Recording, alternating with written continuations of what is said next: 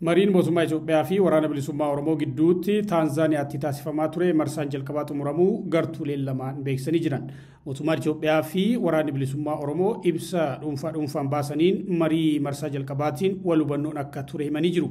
Tajaajilli dhimmoota koominikeeshinii mootummaa ibsa baaseen marichi bifa gaarummaa qabuun adeemaa akka ture hime. Haa ta'uutii garuu dhimmoota tokko irratti marsaa marii ammaatiin waliigaluu hin danda'amne jedhe. Abaaboo Aboon Gamasaatiin marii marsaa jalqabaa adeemsifamaa tureen dhimmoota ijoo irratti wal hubannaan jiraatus dhimmoota siyaasaa furtuu ta'an irratti waliigaluu hin dandeenye jedhe. Wal waraansa Oromiyaa keessa jiru karaa waaraa ta'ee fi nagaatiin dhaabsisuuf gartuuleen lameenuu marii itti fufuun barbaachisaa ta'uu irratti waliigaluu gartuun lamaanuu ibsa baasaniin beeksisanii jiru. Kana malees rakkoo jiru karaa nagaatiin furuuf kutannoo qabaachuu irra deebiin ibsanii jiru.